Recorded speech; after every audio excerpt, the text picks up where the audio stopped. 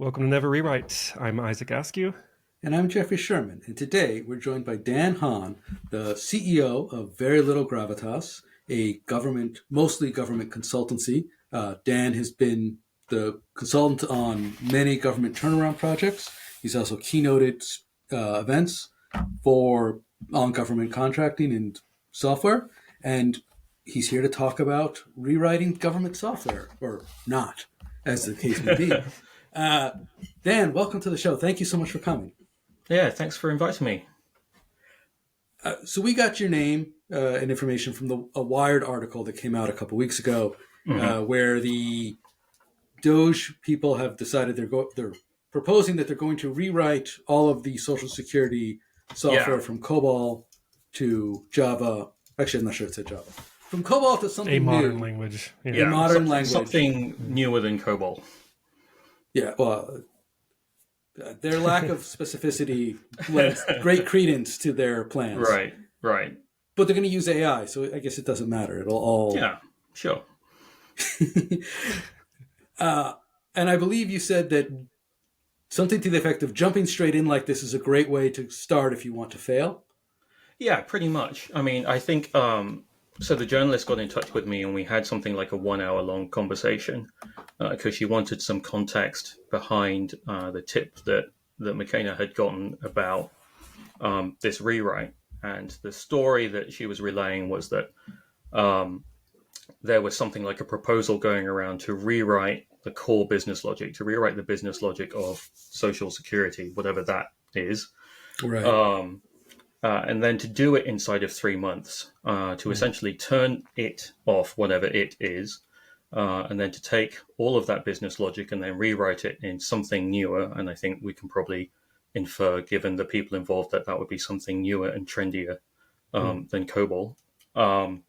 So maybe something like Java, but I imagine not Java, given the people involved. Probably not Java, but wait, I want to... Yeah. It's something you just said.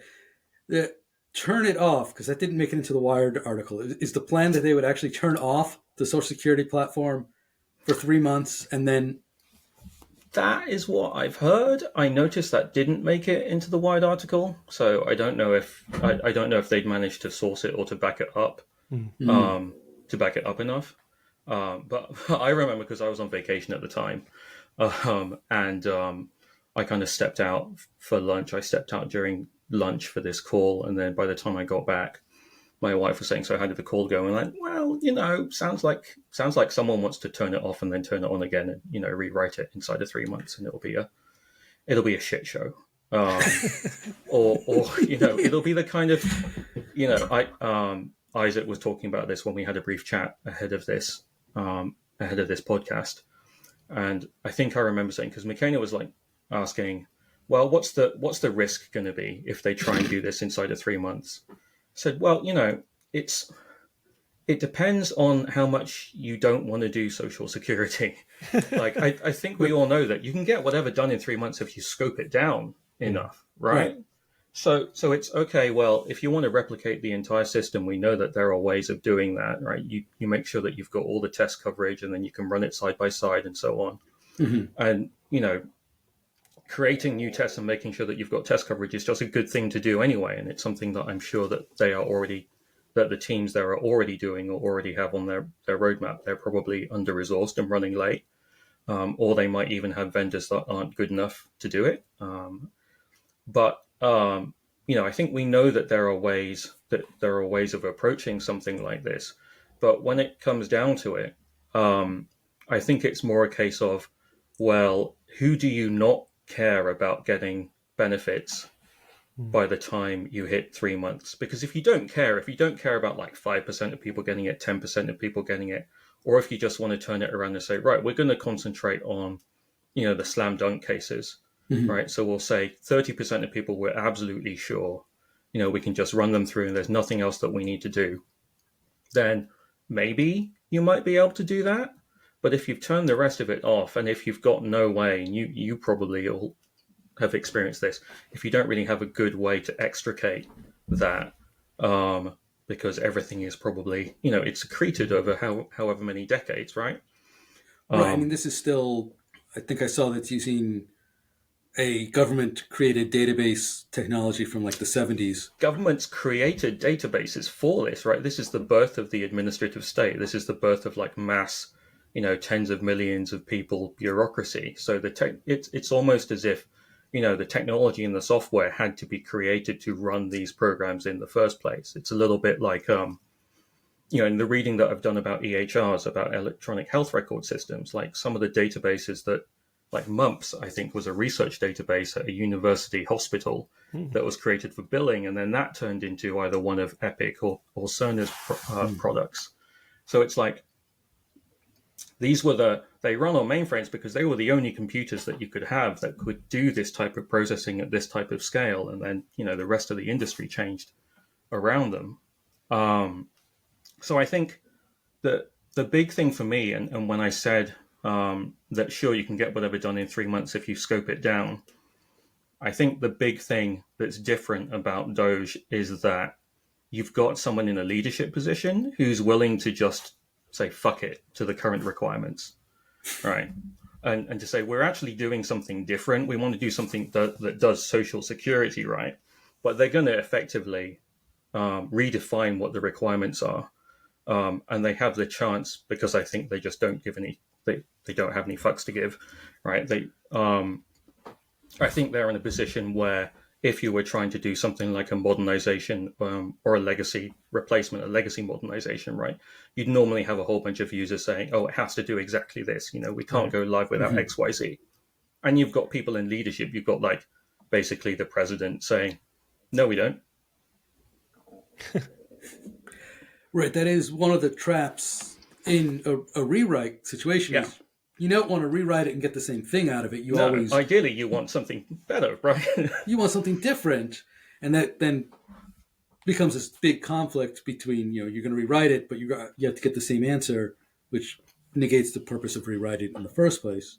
Right. And you don't want to get the same answer. I think what's inextricably linked with this is you've got the ideology of the people, you've got the clear politics and ideology, of the people running the project. This isn't a vendor coming in who's saying, okay, you write the requirements and then I'll do whatever you want. Mm-hmm. DOGE clearly has a point of view here. I think what's different with this, in government is that they also clearly have a policy point of view. They have a point of view on who should get benefits and who should not get benefits. In the government space, I think we've seen for a long time that you can use fraud and waste and abuse, fraud especially in a space like social services, and benefits as a way of, getting across to your, you might think that the benefits shouldn't exist in the first place, so you just look for more fraud. And when you look for more fraud, you can totally find more fraud, and then you can accidentally make it difficult to appeal those decisions if your application has been deemed to be fraudulent, right? So you can throw up all these barriers, and they just happen to make it harder for people who actually qualify to get through. It is very opposite. It would be interesting if they cared about it in the way that you see some sort of startups like care about onboarding, right? Mm-hmm. And customer acquisition, right? If you legitimately saw the goal of government or the purpose of the business in this sense, if you really want to call it a business to say, right, we have to serve everyone, then one easy thing that you could do, if you want to rewrite it in 3 months, just pay everyone Social Security. Right? I suppose that would work. They could choose to do that. Like, that's a policy decision. And it's a bit like, we used to say about 10, 15 years ago in government, like the analogy used to be something like, it should be as easy to renew your driver's license, or it should be as easy to get a business license as it should be to sign up to be an Uber driver, right? Because we saw people, we saw what a great user experience there was in the private sector. We saw how easy that flow was. We saw how well it was designed. So then you can look at that, and you have people right now, so like 18F, like the US Digital Service, they were doing all of that work in terms of user experience, doing all of that work in terms of redesigning workflows and everything, and then asking questions of policy, basically asking questions of your customer when you're developing software, saying, do we still need this form? right? Do you still actually need all of this data? We already have this data. Why are we collecting it again? Why don't we just grab it from this other place? So if you wanted to do that, if you wanted to make it easier, I'm sure the team could find ways to make it easier to sign up for Social Security and easier for you to get what you might be entitled to. I have the sneaking suspicion that they're not going to be doing that. And you might even think that they would have a shit hot way. For example, if they're going to modernize something, you're going to do a rewrite, then great, do a rewrite in 3 months of appealing a decision. Start with that bit. And then you might actually win some hearts and minds in terms of, oh no, you're messing with Social Security, I'm not going to get my stuff.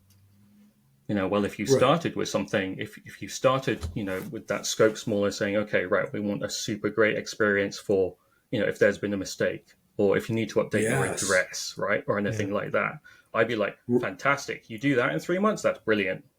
That's because when we had talked about it in a previous episode, we were saying, oh, well, maybe start with the whatever system generates the numbers.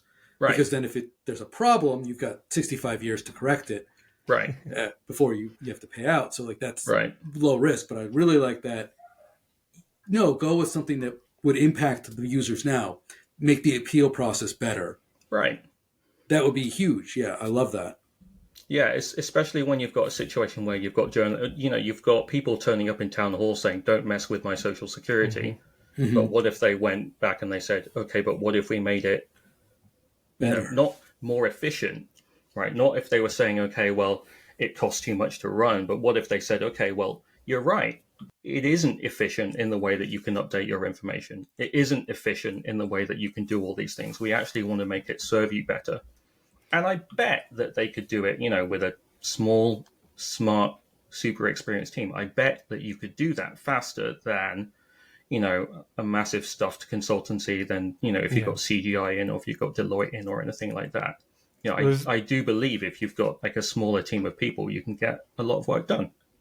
Well, there's one thing that you touched on earlier too, that you mentioned that, if you cry fraud, it kind of gives you a sledgehammer to take to the whole thing and say, oh, this is the reason we have to go in here and fix things because the spooky boogeyman of fraud is there. And it kind of reminds me of these old conversations people had about welfare queens and people taking advantage of government housing and support there. They would go, oh, look at these few people, or I've seen some people abusing it. Therefore, the entire thing should be thrown away. And so those examples, unfortunately, people have of, oh, here's somebody, actually exploiting a part of this aid. That sells really well to people to tear the whole thing down, even though I've known people, and I myself, my own family has actually benefited from government housing and aid like that before, in good ways that weren't, trying to exploit the system. So I think that's the thing that sticks out a bit is they're not saying let's make this better. They're just saying there's fraud here and we have to make it efficient, and that's a very broad statement. And that gives them a whole blank check essentially to do whatever they want to with it.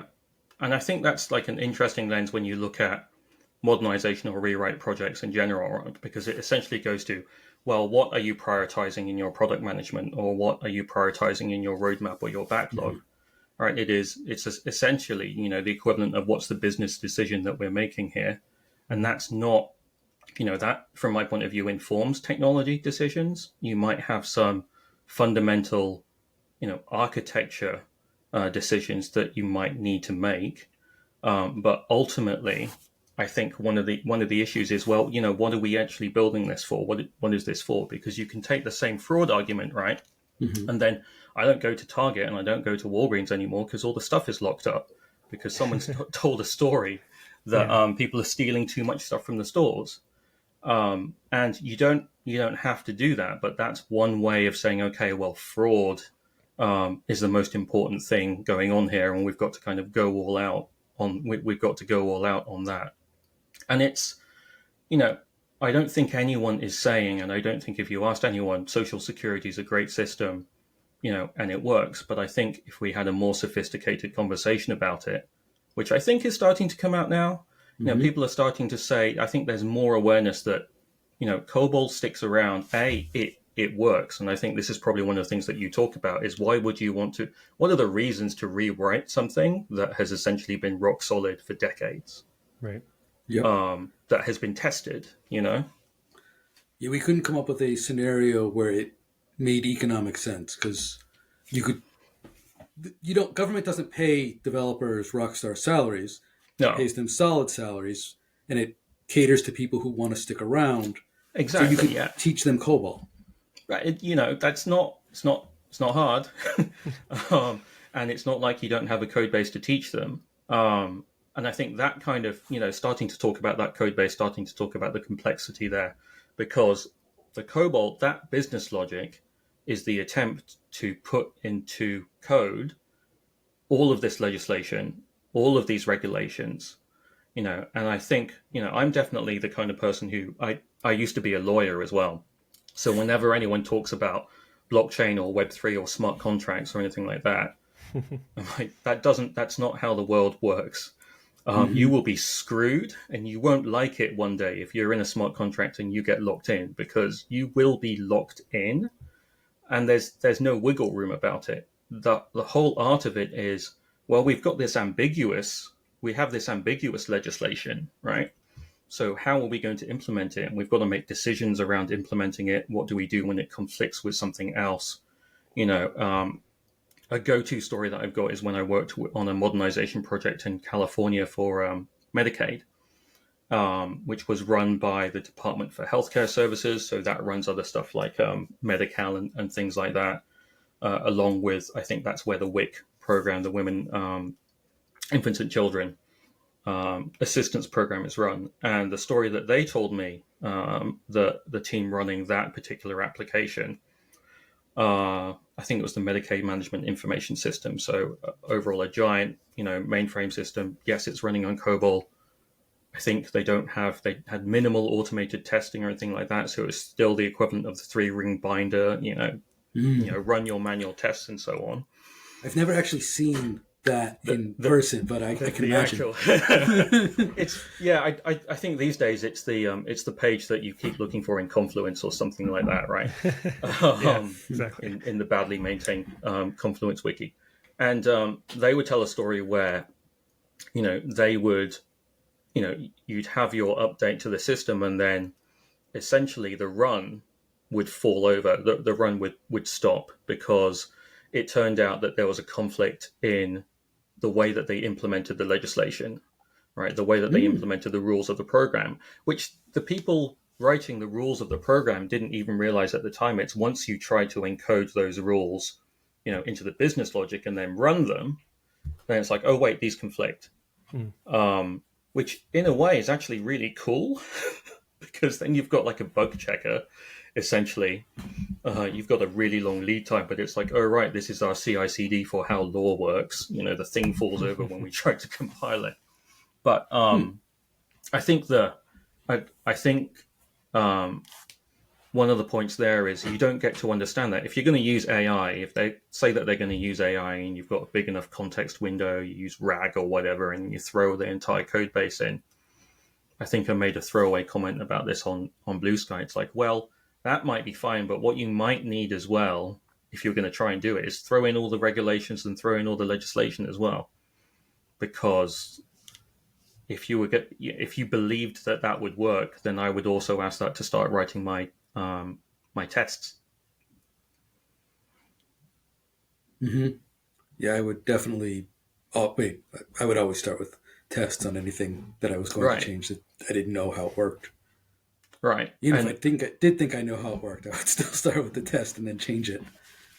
And I think the only potential way that you could look at a 3-month implementation of something is you just have to start from the position of, I'm not writing, I've made a decision about test coverage. If I'm doing test coverage, right, it's going to be nowhere near, it's just going to be a tiny proportion, right, of whatever you call the system that is Social Security or the programs that make up Social Security.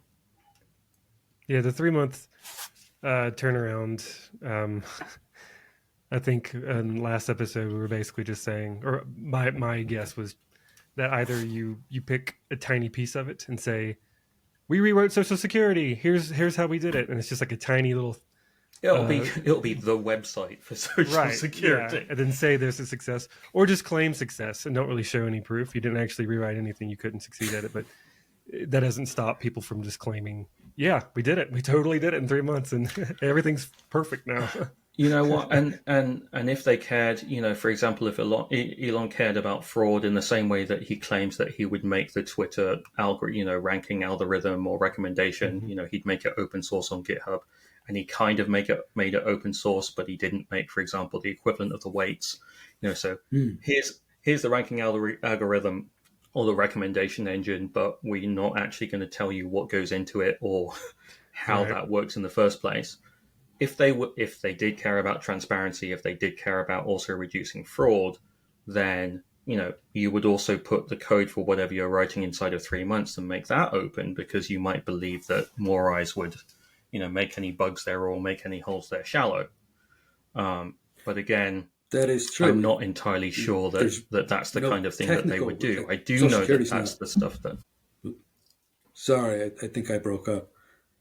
I was saying that Social Security is not like a classified thing. You could totally open source the code and let everyone bug bash on it if they wanted. Sure, it's the PII and everything that is operated on. But if you want the actual business rules or anything like that, it's open in the first place, right? It's in legislation.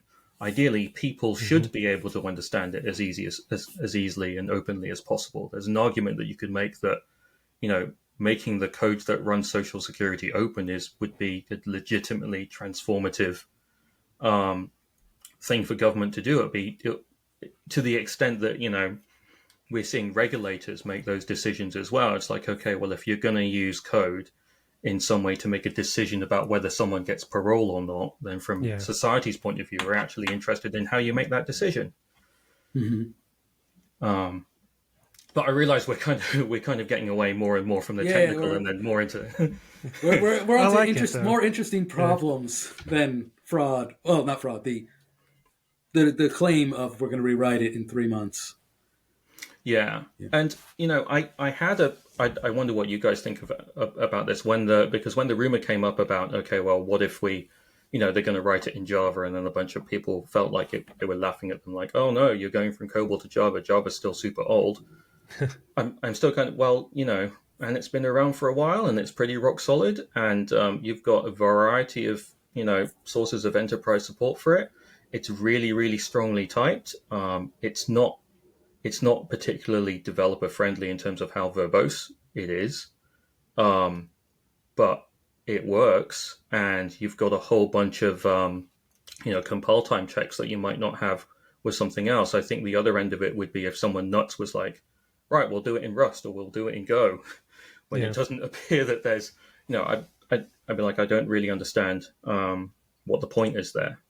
But yeah, I'd be interested to know like the limitations too, because like in language being old is kind of a good thing. Like you get updates, it's tried, it's battle tested. So the older, if it stands the test of time, that's a great thing. So what limitations do they have that are forcing them to? I mean, why do a modern language, quote unquote? Like, what are you limited by currently? I guess is my curiosity. Right. Well, with COBOL, you've got a lot of limitations, but it's not make or break. Yeah. Yeah. But also like with Java, you throw it out there. But like if you say JVM, and you could do Scala or right. Yeah. You can. There's a whole bunch of things that you can use to target to run off the JVM, right? And I suspect that as much of it is probably, okay, fine, there's the business logic in COBOL. I don't know if they're running off, I might guess that the underlying database is some version of DB2. But, my guess would also be you've got a idiosyncratic, decades old limitations in terms of your database, right? And then just migrating that is super difficult. If you wanted to do that. So you've got to be pretty intentional about the kind of workarounds that you do or how you extend that, or how you're going to think about the schema for it and the limitations that you've got there. But those things, the way that we've talked about them before is that they're not impossible. They are hard, and you've got to spend effort on them. and to do them well, hard means you've actually got to spend the time and be resourced and do it intentionally. But it's not impossible. Yeah, and also back to the conversation about like why are you doing it, the rewrite to begin with. There's the fraud one. Okay, sure, Right. there's inefficiencies in it, but if you found fraud, that's not the same thing as the service is not running efficiently Right. necessarily. Like the machine could be running efficiently, but people could still find a way to exploit it. Sure, those Yeah. are separate things. So I'm still curious to know, like, again, like we also have people who are business oriented in Yeah. charge of something that's a service. Right. It's like people criticizing the U.S. Postal Service, like Right. it's not making any money. You're like, well, Yeah. It's like it's not supposed to serve to. people. Yeah. They'll, Yeah. they'll deliver to any address, as inconvenient as it might be. It's for service. It's not necessarily there to make the whole country as much money as possible. But you have people with that mindset in charge of it too. So I think there's a lot of conflicting ideologies and conflicting reasons for doing this too, that kind of make it just a what is going on kind of question whenever I hear somebody say, let's just introduce all this risk into the system. Yeah. For what? Can we find people who are fraudulently, if they are, Right. exploiting this, and fix that in the current system? Do you Right. have to rewrite it in Java to fix the fraud? Like, where are we going with this? Yeah. And one of the analogies that I made when I was trying to explain the potential risk to Wired was, if you want a recent example of how a rewrite can go wrong for a company, then tell me how your Sonos stuff is working right now. Right. We've talked about this, yeah. Yeah, and I was kind of guessing that you've probably talked about that, and I think there's a whole bunch of theories about why they decided they needed to do that. From they were launching a new line of products, and then that required a new architecture, and they also decided to do from one of the quotes, part of it was that the leadership at Sonos thought that they were being bold and strong leaders by making a decision. We are going to get rid of this old stuff, and we're going to move on to the new age, and we're going to cut away this 20 years of cruft. And they thought they're being bold and decisive, and instead they wrecked the company. Yeah. Well, that's the crazy part about it is, what was it, like $500 million or something in market value? The CEO had resigned, all this kind of stuff. Mm-hmm. That's a sound company. Yeah. So that was so that was my point. It was like that's just the people who make the speak. Like, you could live without them. I have a bunch of HomePod minis and everything, and it's definitely not as good as anything like the Sonos stuff that I definitely don't think is as good a product or a service as what Sonos does. But that was the point that I was trying to make, is like, people try to do, it's not just government. Jamie Zawinski has a whole point about, like, don't rewrite your code.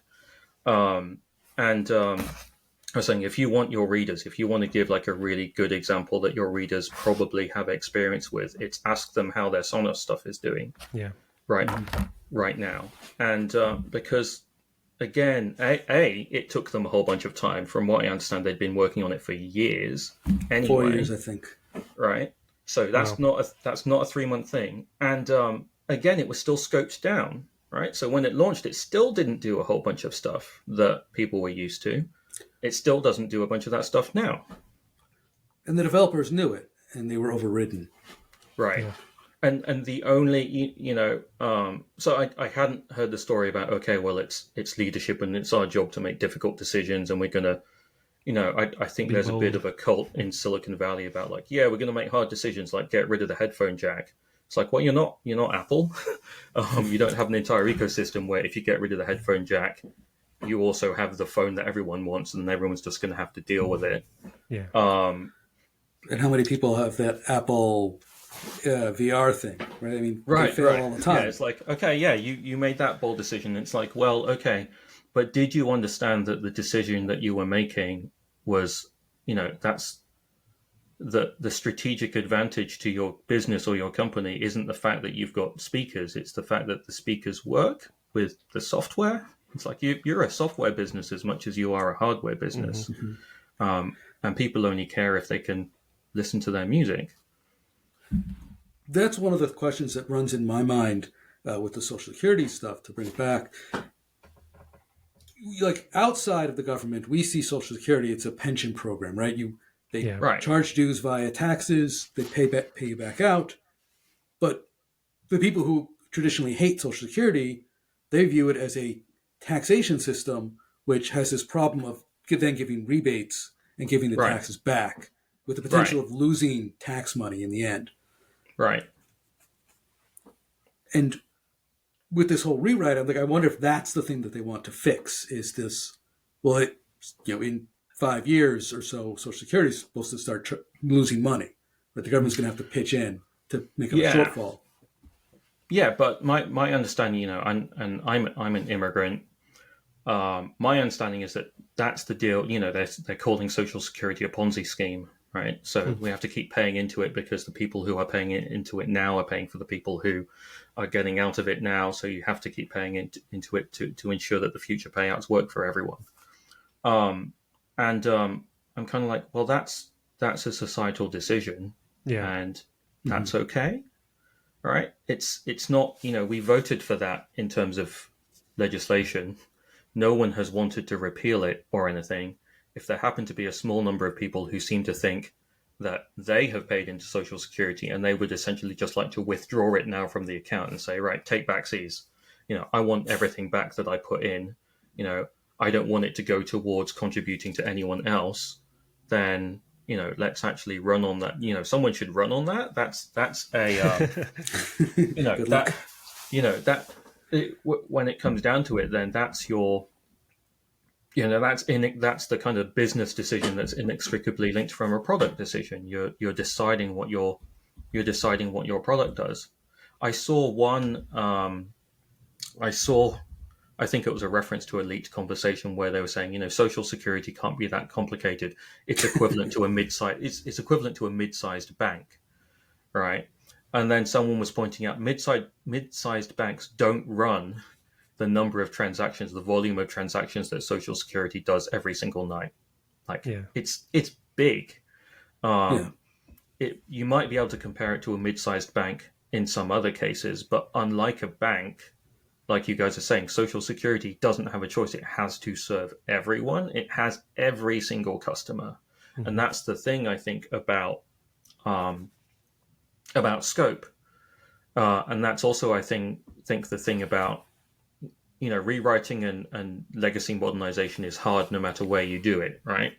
I think it's doubly hard in government because you have got people in leadership positions who, don't really know technology that much, because at this point, anyone who's in a leadership position didn't realize they didn't realize that it was going to be their job essentially to babysit technology projects. I would talk to a secretary of Health and Human Services in California, and he was like, I thought this job would be about healthcare, right, and social services, but it turns out that most of my work is babysitting technology fuck ups and technology systems, because it turns out in this day and age, the only way you can deliver your program, right, is with a giant software system. Yeah.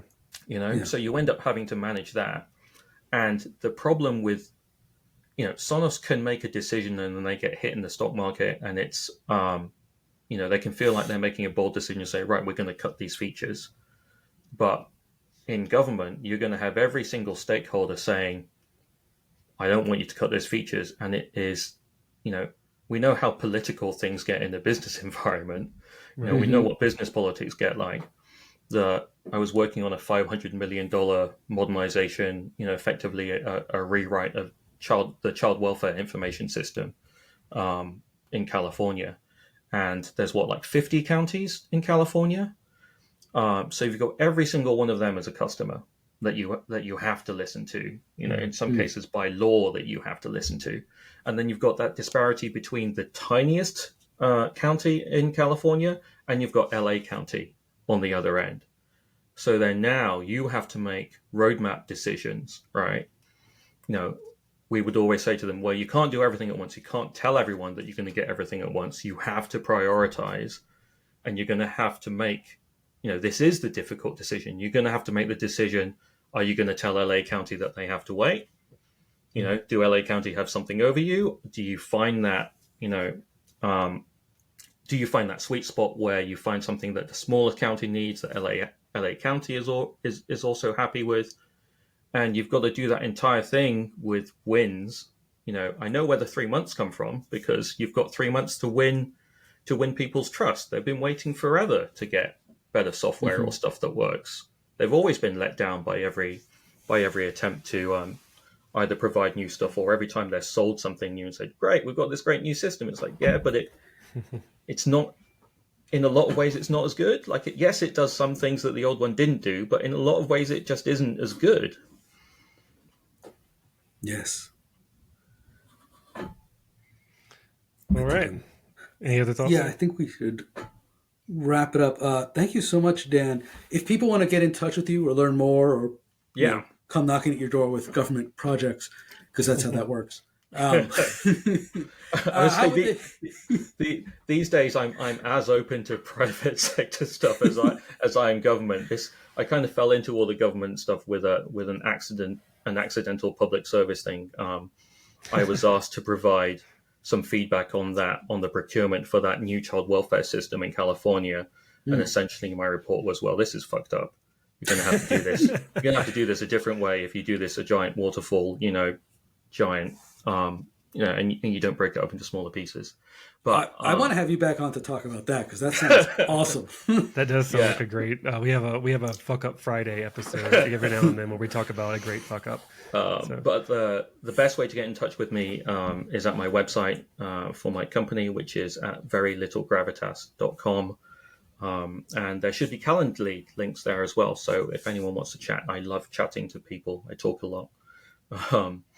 That is indeed how we got in touch with you. Yeah. you can grab a slot and we'll chat for half an hour.